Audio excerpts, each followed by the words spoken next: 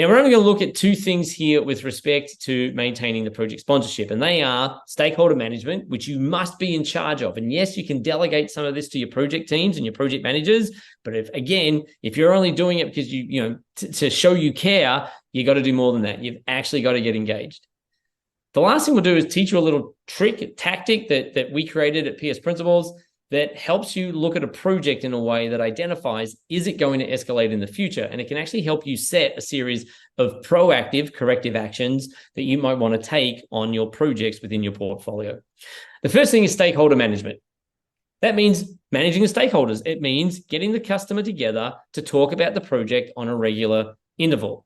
Now, what happens if you don't do this? Well, I tell you now, guys, this is why PMI will say it's like the first, second, or third top reason why projects fail is because of poor stakeholder engagement. What happens is projects, they make progress every single day. But if the stakeholders aren't engaged, then the stakeholders who actually have the vision of done in their head that they want the project to achieve, they don't find out about the progress and compare it to their vision of done until it gets to testing. And now we realize there's a truckload of rework to do. Why does this happen?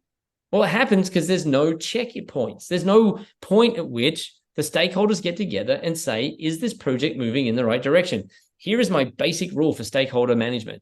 A stakeholder meeting is simply the project saying to the stakeholders, do you still want to invest money in the execution of this project? And if they don't, that's okay. They're the stakeholders. They're allowed to make that decision. So the project goes to the stakeholders to say, should I continue? And if we keep having these reviews, you can see that what we do is we marginally correct the project at every review. And that eventually has us arrive at a place where we're much, much closer to done than we were if we don't have the reviews at all. Shane, do you have a best practice for how often we should have these stakeholder reviews, or is there a guiding principle that you use to set those up? It's tough. In fact, even coming up with we do have a template for stakeholder review presentations, like what we think the general information should be.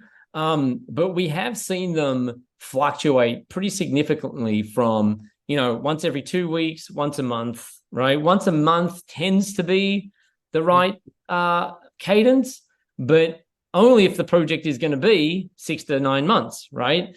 If it's going to be shorter than 6 months, I don't know. I mean, maybe it should be every 2 weeks. Yeah. So I think as PS managers across your portfolio, you do have to work out, based on the type of project and the size of project, what kind of stakeholder engagement you want to have. In fact, we've worked with clients that do tiny, tiny projects. And so what we think is you should do one really big kind of sponsor meeting to begin with, so that everything is kind of set up in the right manner. Then you just go do the project, might be a 5-day project, and then you get the sponsors back to then do a review again, right? That's the idea you're going to do on a 5-day project. No other thing is going to work. But maybe if it's a 15-day project, maybe there's a midpoint sponsor meeting, right?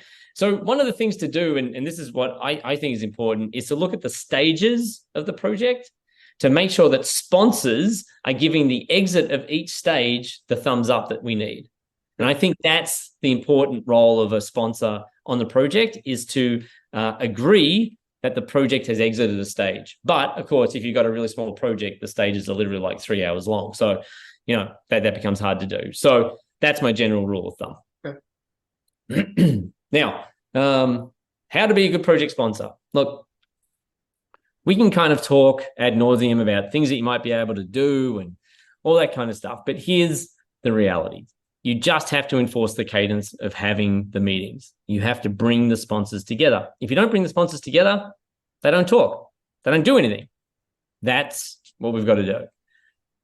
Without active guidance, projects end up going in the wrong direction. That is your job as the PS manager who owns the project portfolio. You can delegate it. You can, ask other people to do it.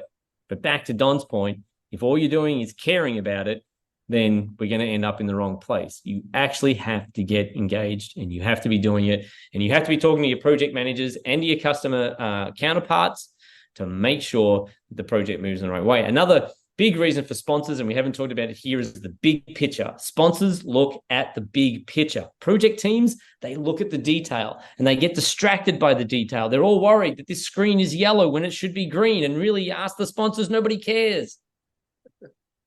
So just get the project moving forward. And believe me, this is where acceptance is also negotiated, right? Acceptance is negotiated by the sponsors, not the project team. Believe me, I finished so many